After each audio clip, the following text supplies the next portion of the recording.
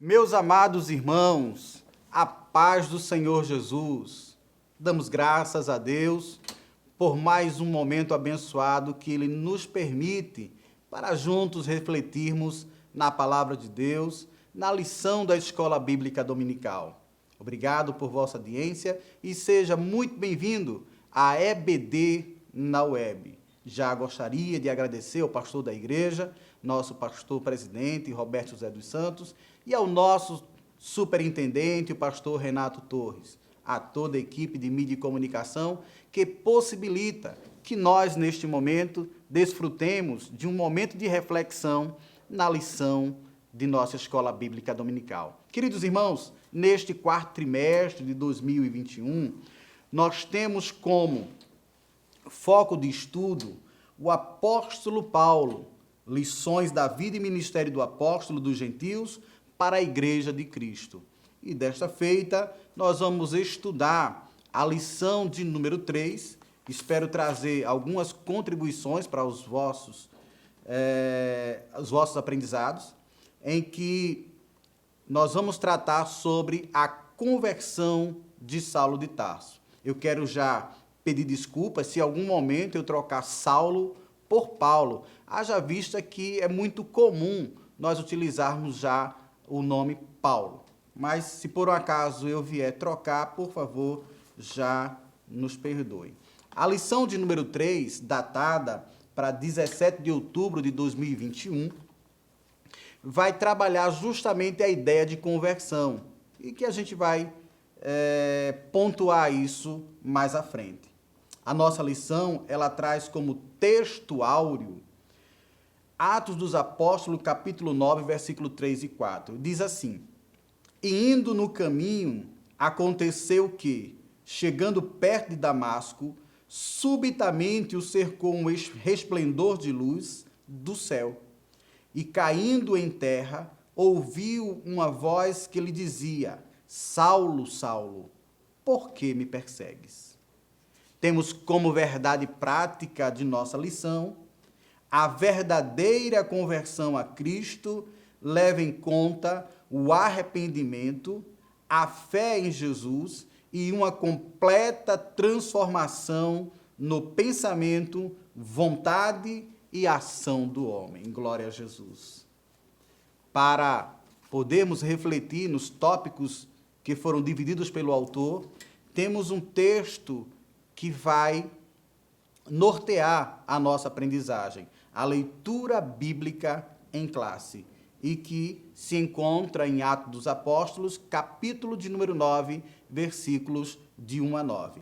Por favor. E Saulo, respirando ainda ameaças e mortes contra os discípulos do Senhor, dirigiu-se ao sumo sacerdote e pediu-lhe cartas para Damasco, para as sinagogas, a fim de que se encontrasse alguns daquelas seitas, quer homens, quer mulheres, os conduzisse as pessoas, os presos a Jerusalém. E indo no caminho, aconteceu que, chegando perto de Damasco, subitamente o cercou um resplendor de luz do céu. E caindo em terra, ouviu uma voz que lhe dizia: Saulo, Saulo, por que me persegues? E ele disse: Quem és, Senhor? E disse o Senhor: Eu sou Jesus, a quem tu persegues. Duro é para ti recalcitrar contra os aguilhões. E ele, tremendo e atônito, disse: Senhor, que queres que faça? E disse-lhe o Senhor: Levanta-te e entra na cidade, e lá te será dito o que convém fazer. E os varões que iam com ele pararam espantados, ouvindo a voz, mas não vendo ninguém. E Saulo levantou-se da terra e, abrindo os olhos, não via ninguém. E, guiando-o pela mão, o conduziram a Damasco. E esteve 3 dias sem ver, e não comeu e nem bebeu.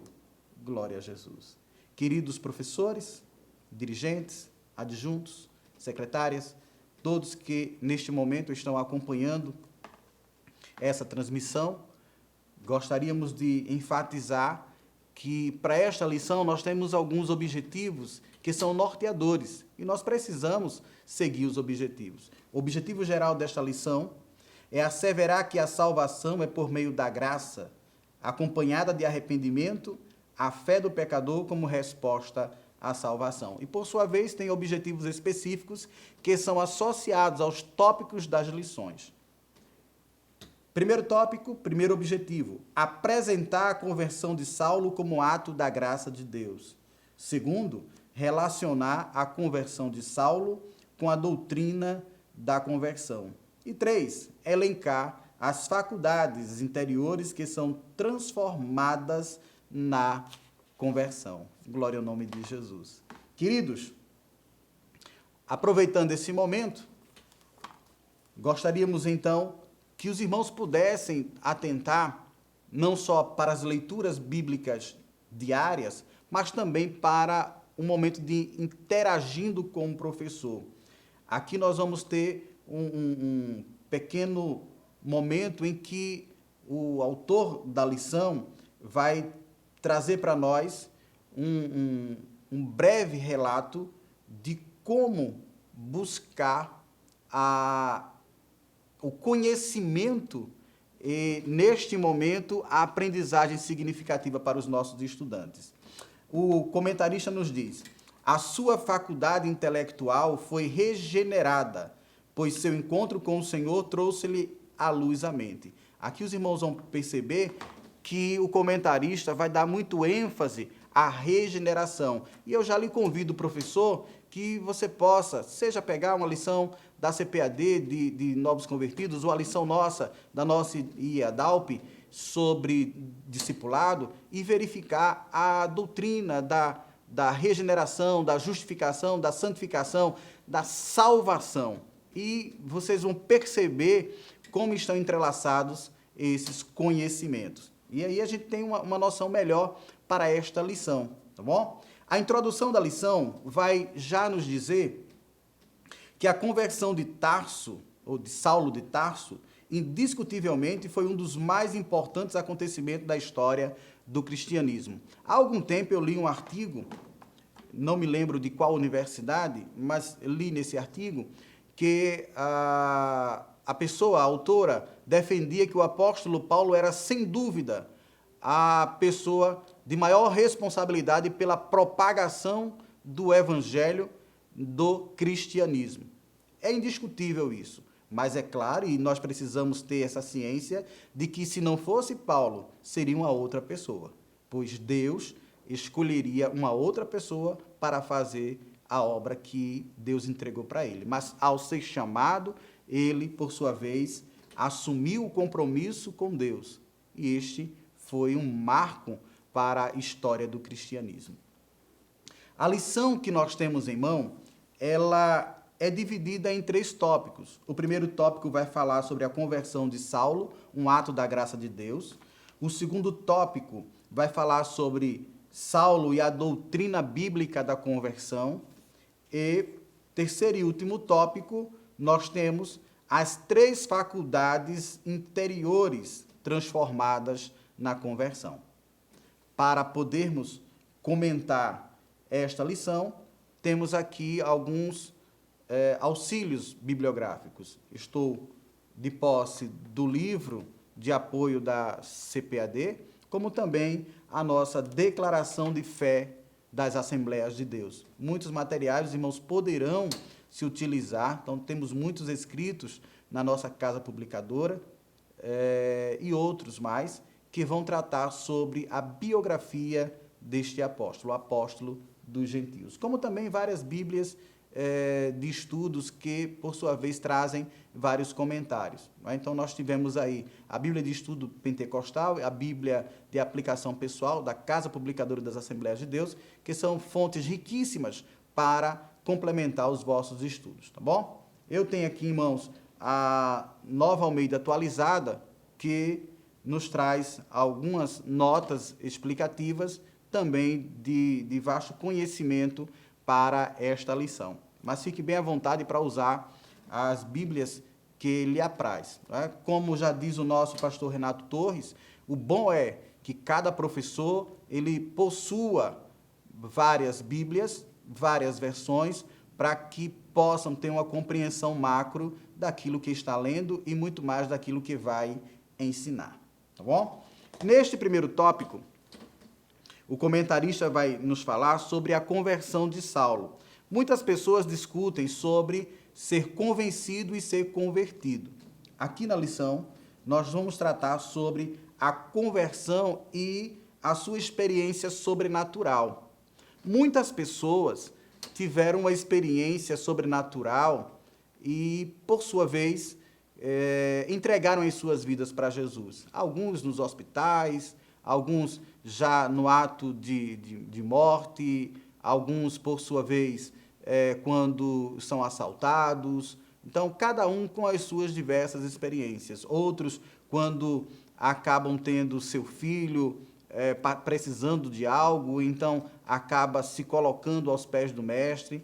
Outros apenas com a exposição da palavra de Deus. Lembra lá do caso da mulher samaritana? Então Jesus chega, conversa com ela percebe que não era qualquer pessoa que estava conversando com ela, anuncia para os samaritanos, por sua vez, têm um momento com Jesus, e já no finalzinho do capítulo de número 4 de João, eles mesmos vão testificar. Já não cremos, não é, somente naquilo que a mulher falou, mas agora, no momento que estamos vendo e ouvindo do próprio Mestre, não é? Do próprio Salvador, o Cristo.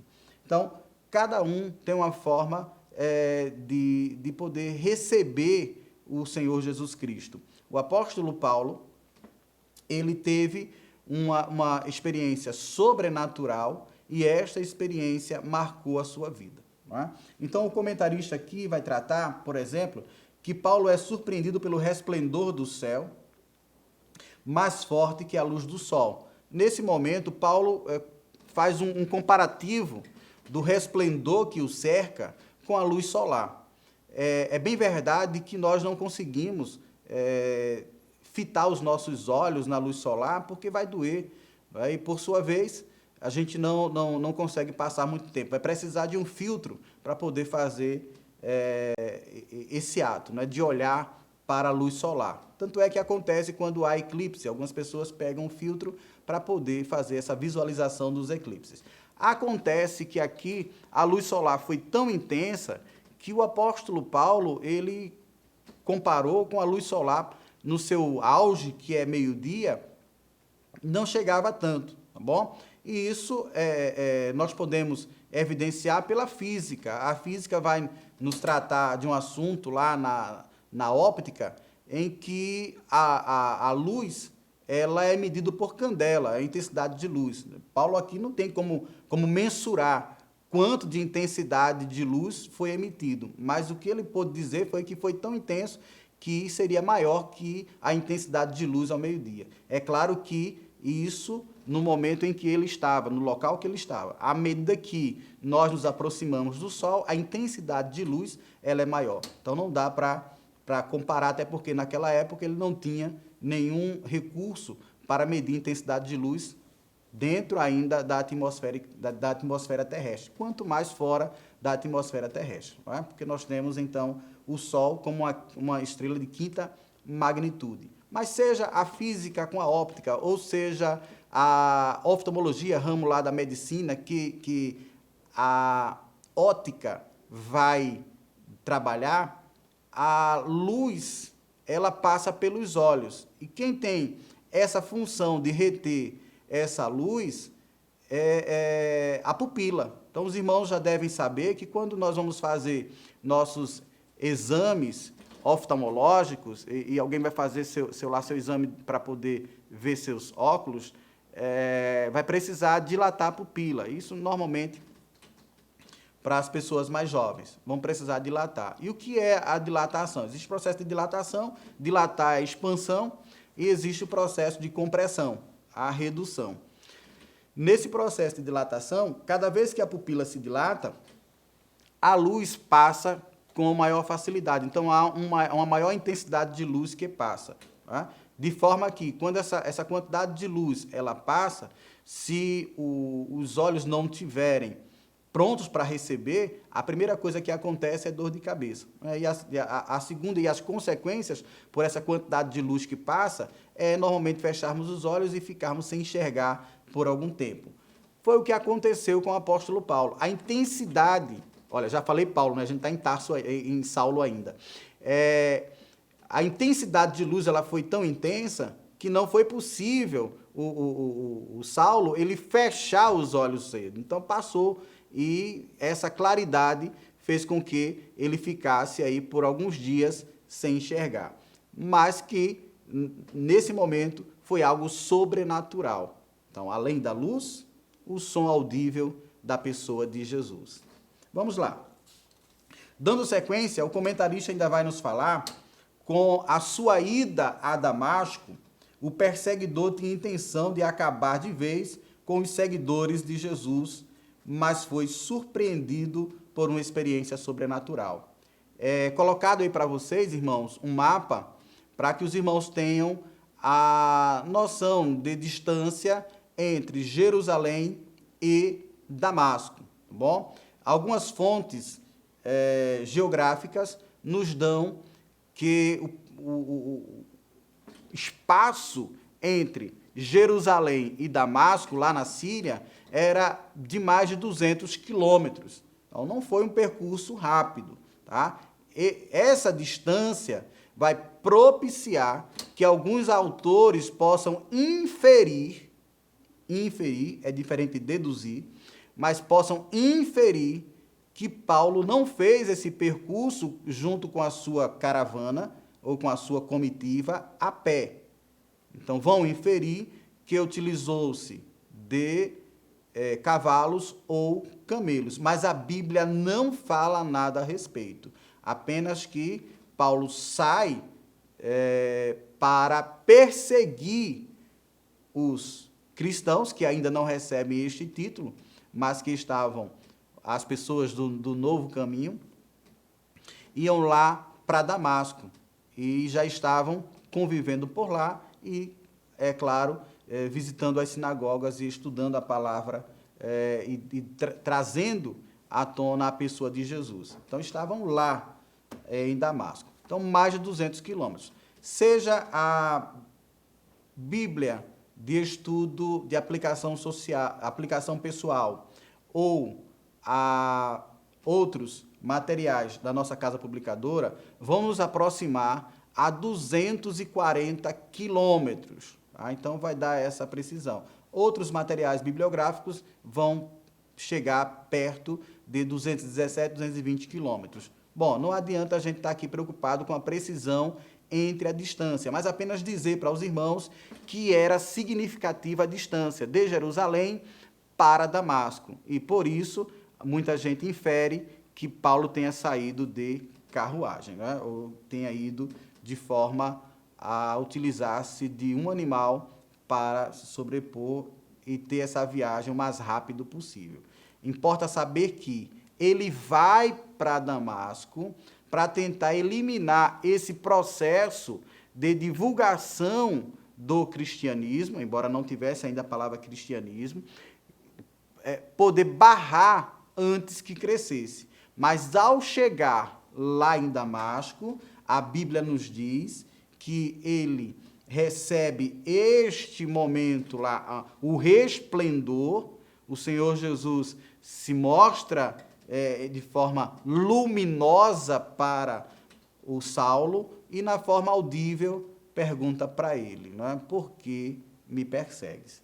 É então que Saulo passa a ter essa experiência com o Senhor Jesus e a sua vida passa a ser transformada, tá bom? Inclusive, para quem gosta aí de pregação, já tem um esboço para você.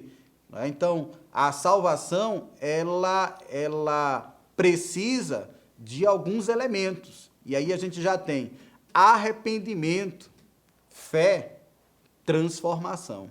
Então, aqueles que gostam aí das notas homiléticas, já aproveita esse momento, tá bom?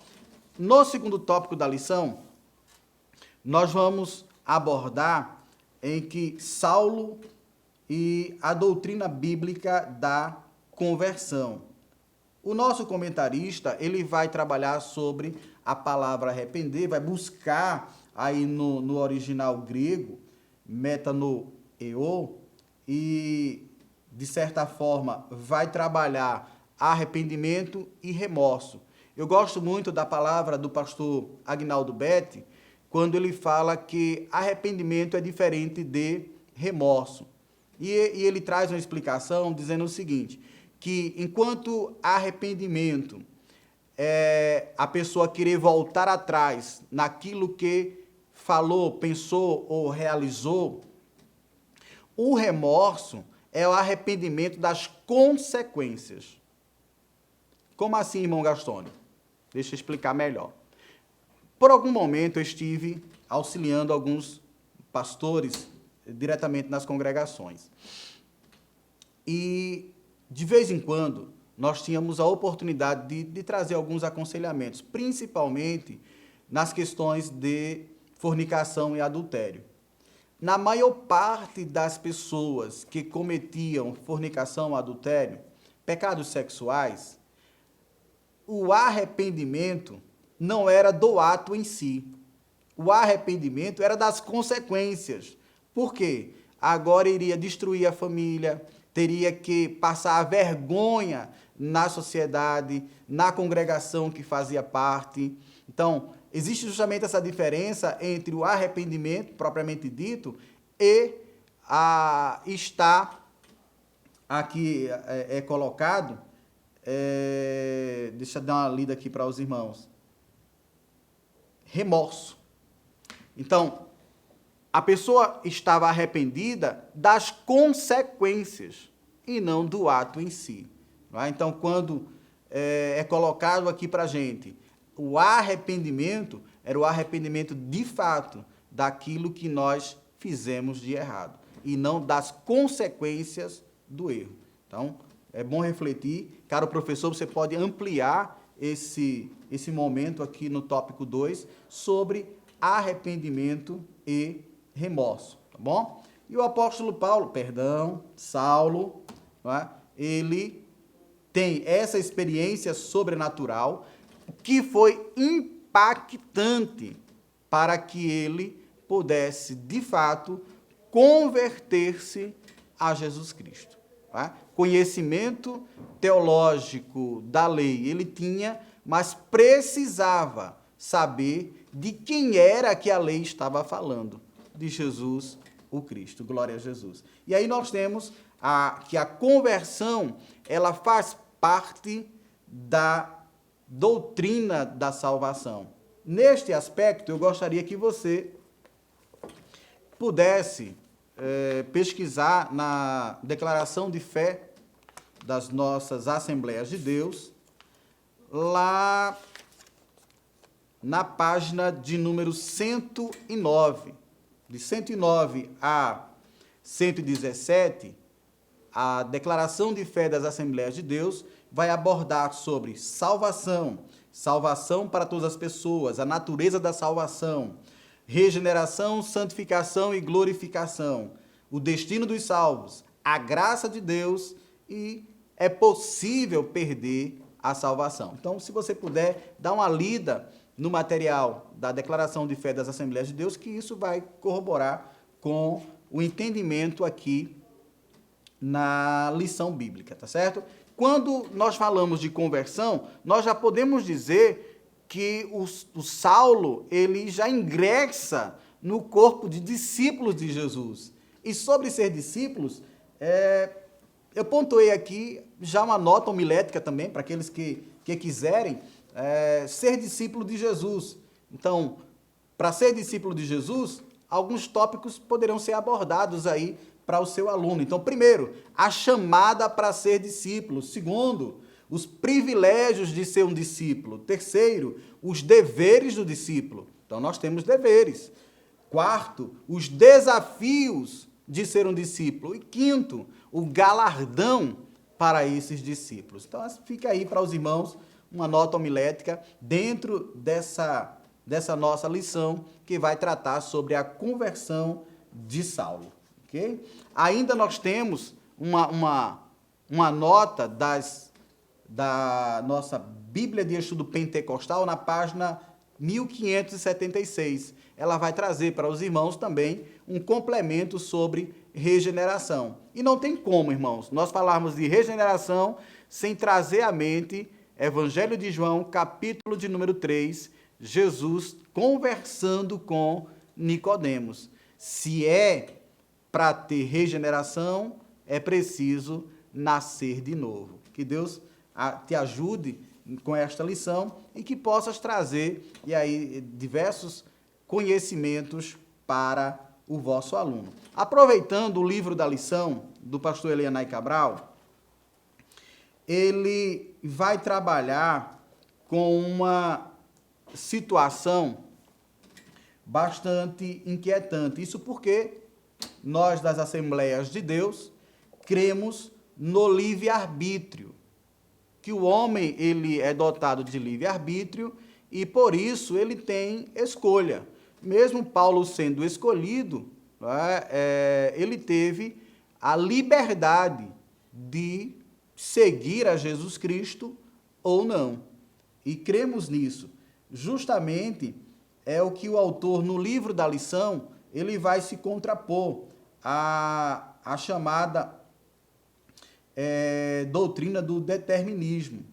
E que aqui ele vai ser justamente contrário a muita coisa do que é colocado, que uma vez salvo, salvo para sempre, uma vez escolhido, não perde a salvação. E justamente quando você abordar a declaração de fé das Assembleias de Deus, o último tópico vai falar lá, a perca da salvação. Olha que Moisés até já tinha uma noção sobre isso, né? Risca o meu nome do livro. Então, nós temos aqui no livro da lição, em que o comentarista ele vai trazer para nós uma ampliação dessa ideia de escolha e de livre-arbítrio, tá bom? Então, vai se contrapor à doutrina do determinismo. Você pode pesquisar, professor, sobre o que é essa doutrina do determinismo e abordar aqui com os seus alunos, tá bom? Não vai adiantar para os irmãos ficar muito tempo preso sobre as questões do calvinismo, arminianismo. Não, por favor, que você saiba discorrer sobre isso. Mas, neste momento, apenas colocar a ideia do livre-arbítrio, tá bom? Aqui ainda, dentro do que o autor ele nos propõe de pesquisa, nós temos que o Saulo de Tarso, ele era bem relacionado com a casta sacerdotal e, por isso, ele tinha esse acesso. Né? Quando é dito no texto lá de Atos 9, uma carta branca, né, das autoridades sacerdotais para que ele saísse de Jerusalém, indo até a Damasco, para trazer forçadamente os seguidores de Jesus, tá bom? Falando sobre a manifestação da graça, o autor, no livro da lição, na lição ele traz um conceito sobre graça, mas nós estamos até acostumados, alguém falar graça é o favor imerecido de Deus. Mas tantos favores de Deus são imerecidos. Na verdade, nós não merecemos nada, tá bom? O autor no livro, ele amplia essa definição. E permita-me ler para vocês. Graça é o favor imerecido da parte de Deus, em que a justiça é satisfeita nos méritos de Jesus, na sua morte expiatória. Graça é o favor outorgado aos pecadores que estão debaixo da ira de Deus. Perceberam a ampliação do conceito? Então, os irmãos têm aqui uma noção aí do que é a graça. E é claro, né, normalmente quando nós vamos falar de salvação pela graça, vamos citar o apóstolo Paulo escrevendo aos Efésios, capítulo 2, versículo de número 8. Mas, indiscutivelmente, a conversão de Saulo de Tarso foi mais do que um convencimento intelectual. Lembra do que eu falei no início? Algumas pessoas discutem entre ser convertido e ser convencido. Tá? A conversão, ela implica em transformação. O próprio Jesus, quando vai falar com Pedro, traz para ele uma palavrinha que algumas pessoas podem não ter compreendido no momento. Quando tu se converteres. Tá? Então, há essa necessidade de transformação de vida. Né? E, graças a Deus, nós temos aí estes momentos para poder utilizarmos desses elementos na hora de falarmos para os nossos alunos sobre a salvação. Então, vai ser preciso de arrependimento, vai ser preciso de fé e vai ser preciso transformação de vida. Sem esses três, fica difícil entendermos, visualizarmos a conversão de uma pessoa a Jesus Cristo. Pode até ter sido decidido, né? Me decidi, mas ainda não houve transformação de vida, não houve conversão, tá bom? Quando o comentarista ele vai tratar da conversão, faz parte da doutrina da salvação, ele vai trazer para a gente alguns conhecimentos sobre a antropologia, tá? Até porque no tópico 3 da lição vai abordar as faculdades interiores transformadas na conversão. E aí, no livro da lição, tem algo a mais, vai trabalhar para os irmãos a constituição do ser humano. Tá? Então, para alguns estudiosos e até teólogos, o homem é constituído da parte material e da parte imaterial. Qual a diferença? É que uns acreditam que a parte imaterial do homem é formado apenas pela alma, e outros acreditam que é formado pela alma e pelo espírito. E isso, os irmãos também podem pesquisar na declaração de fé das Assembleias de Deus. Nós cremos que a parte material do homem é o corpo e que a parte imaterial do homem é alma e espírito. E aqui o comentarista vai trazer para nós que esta parte que o homem possui vai ser trabalhada também na salvação. Então é impossível alguém que foi transformado permanecer andando para os lugares que não convém, permanecer falando o que não convém, permanecer fazendo o que desagrada. Então, continuar pecando. Então, na transformação de vida, nós temos transformação, né, também corpo, alma e espírito. Aqui, o comentarista vai falar sobre a tricotomia do ser humano, que vocês podem abordar, seja no livro da lição, pegar um recurso a mais, ou buscar em outros materiais bibliográficos, de forma que amplie o vosso conhecimento e o conhecimento dos vossos alunos, tá bom? Aqui, então, faculdade intelectual. Este é o campo da alma, né? Faculdade das emoções. Aqui, nós vamos trabalhar os sentimentos. E, por fim, a faculdade da vontade.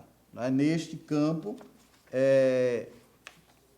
o comentarista ele vai trazer para os irmãos uma abordagem no livro que eu gostaria de ler para fechar este momento do tópico 3. Nos diz assim o comentarista: na antropologia estudamos que o homem é tripartite, ou seja, tricotômico, e que, neste caso, a mente refere-se ao intelecto, o sentimento às emoções e à vontade. Nós temos aqui, então, nesses três aspectos. E aí, ele diz aqui, o homem é dotado da faculdade de escolher livremente, que possui determinação própria. Ele é um agente moral livre e, por isso, possui a capacidade para a ação moral. O que o senhor quer dizer, irmão Gastone? Que lá no começo nós falamos sobre a doutrina do determinismo, em que, segundo os calvinistas, Deus escolheu e determinou para a salvação. E não é isso que a gente crê. A gente crê que o homem ele tem a capacidade de fazer essa escolha, de querer, mesmo daquilo que Deus nos escolheu, descrito lá em João, né? Não foste vós que me escolheu, mas eu escolhi a vós. Mas uma vez que Deus escolheu, o ser humano é dotado da capacidade de permanecer ou não.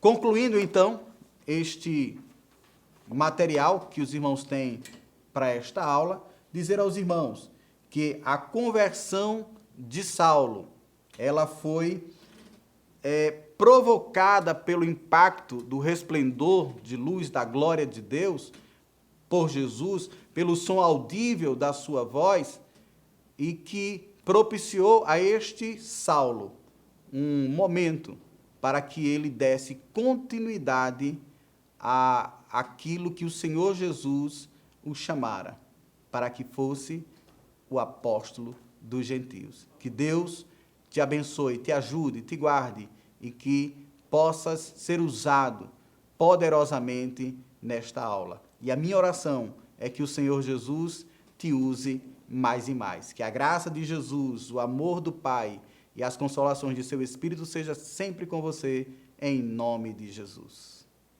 Você sabia que a Livraria Arca Missionária vai até você? Pois é, para sua melhor comodidade, sua livraria agora dispõe dos serviços de entrega. Tudo isso para que você, amigo leitor, desfrute de boas literaturas sem sair do conforto da sua casa. Entre em contato conosco através do nosso WhatsApp 81982867808 ou através das nossas redes sociais. Livraria Arca Missionária, cada dia mais perto de você.